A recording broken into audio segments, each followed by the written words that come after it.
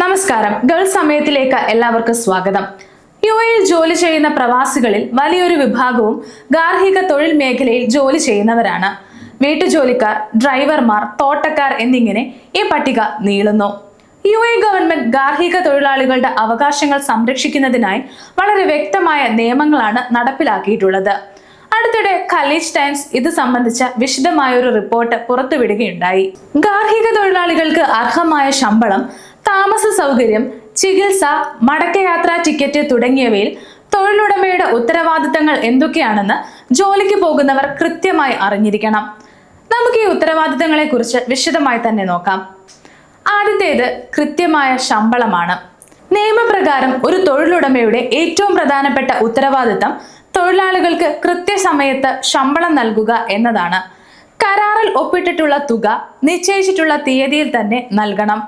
ശമ്പളം നൽകുന്നതിൽ കാലതാമസം വരുത്തുന്നത് നിയമലംഘനമാണ്. മാസം തോറുമുള്ള ശമ്പളം തൊഴിലാളികളുടെ ബാങ്ക് അക്കൗണ്ട് വഴിയോ അല്ലെങ്കിൽ മന്ത്രാലയം അംഗീകരിച്ചിട്ടുള്ള മറ്റ് സംവിധാനങ്ങൾ വഴിയോ നൽകുന്നതാണ് ഉചിതം. അടുത്തത് താമസ സൗകര്യവും ഭക്ഷണവുമാണ്. ഗാർഹിക തൊഴിലാളികൾക്ക് അനുയോജ്യമായതും സുരക്ഷിതവുമായ താമസ സൗകര്യം ഒരുക്കേണ്ടത് തൊഴിലുടമയുടെ ബാധ്യതയാണ്. തൊഴിലാളിയുടെ സ്വകാര്യത മാനിക്കുന്ന തരത്തിലുള്ള മുറിയും മറ്റ് അടിസ്ഥാന സൗകര്യങ്ങളും ഉണ്ടായിരിക്കണം. അതോടൊപ്പം തന്നെ പോഷക ഗുണമുള്ള ഭക്ഷണവും അല്ലെങ്കിൽ അതിന് പകരമായി മതിയായ തുകയോ നൽകേണ്ടതാണ്. മാന്യമായ വസ്ത്രം നൽകേണ്ടതും തൊഴിലുടമയുടെ ഉത്തരവാദിത്തമാണ്. അടുത്തത് ചികിത്സാ സഹായമാണ്. തൊഴിലാളികൾക്ക് അസുഖം വരുമ്പോൾ ആവശ്യമായ ചികിത്സ ഉറപ്പാക്കേണ്ടത് തൊഴിലുടമയാണ്. നിലവിലെ നിയമം അനുസരിച്ച് ഗാർഹിക തൊഴിലാളികൾക്ക് ഹെൽത്ത് ഇൻഷുറൻസ് പരിരക്ഷ നൽകേണ്ടത് നിർബന്ധമാണ്. ഇൻഷുറൻസ് പ്രീമിയം തുക തൊഴിലുടമ തന്നെ അടയ്ക്കണം. ഇത് തൊഴിലാളിയുടെ ശമ്പളത്തിൽ നിന്നും കുറയ്ക്കാൻ പാടുള്ളതല്ല. അടുത്തത് വിശ്രമവും അവധിയുമാണ്.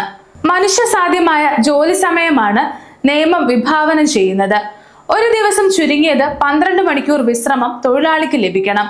ഇതിൽ 8 മണിക്കൂർ തുടർച്ചയായ വിശ്രമം ആയിരിക്കണം. കൂടാതെ ആഴ്ചയിൽ ഒരു ദിവസം ശമ്പളത്തോടു കൂടിയ അവധി നൽകണം.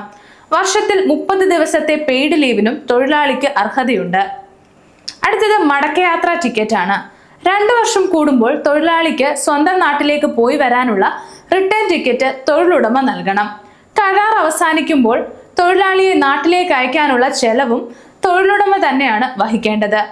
എന്നാൽ തൊഴിലാളി സ്വന്തം താല്പര്യപ്രകാരം കരാർ ലംഘിക്കുകയാണെങ്കിൽ ഇതിൽ മാറ്റങ്ങൾ വരുത്താം.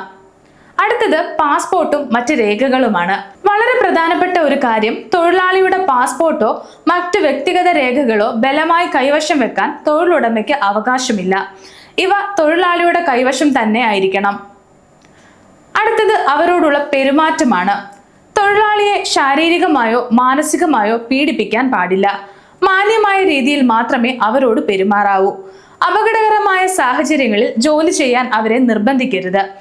അവർക്ക് അനുവദിച്ചിട്ടുള്ള തൊഴിലല്ലാതെ മറ്റൊരു തൊഴിൽ ചെയ്യാൻ അവരെ പ്രേരിപ്പിക്കരുത്. അടുത്തത് ജോലി മാറ്റമാണ്. മന്ത്രാലയത്തിന്റെ അനുമതിയില്ലാതെ ഒരു തൊഴിലാളിയെ മറ്റൊരാളുടെ കീഴിൽ ജോലി ചെയ്യാൻ വിടുന്നത് ശിക്ഷാർഹമാണ്. നിയമപരമായ നടപടിക്രമങ്ങൾ പാലിക്കാതെ ഇത്തരം കൈമാറ്റങ്ങൾ നടത്തരുത്. യുഎഇയിലെ ഗാർഹിക തൊഴിൽ നിയമം തൊഴിലുടമയും തൊഴിലാളിയും തമ്മിലുള്ള ബന്ധം സുതാര്യമാക്കാൻ സഹായിക്കുന്നു. ഈ നിയമങ്ങൾ കൃത്യമായി പാലിക്കുന്നത് വഴി തൊഴിലിടങ്ങളിൽ സമാധാനവും സന്തോഷവും നിലനിർത്താൻ സാധിക്കും. നിയമങ്ങൾ ലംഘിക്കപ്പെട്ടാൽ പരാതിപ്പെടാൻ തൊഴിലാളികൾക്ക് മന്ത്രാലയത്തിന്റെ ഹെൽപ്പ് ലൈൻ നമ്പറുകളോ ഓൺലൈൻ പോർട്ടലുകളോ ഉപയോഗിക്കാവുന്നതാണ്. ഗാർഹിക തൊഴിലാളികളും അവരെ ജോലിക്ക് വെക്കുന്നവരും ഈ കാര്യങ്ങൾ കൃത്യമായി മനസ്സിലാക്കിയിരിക്കണം. ഈ വിവരങ്ങൾ ഉപകാരപ്രദമായി എന്ന് കരുതുന്നു. മറ്റൊരു വീഡിയോയുമായി വീണ്ടും കാണാം.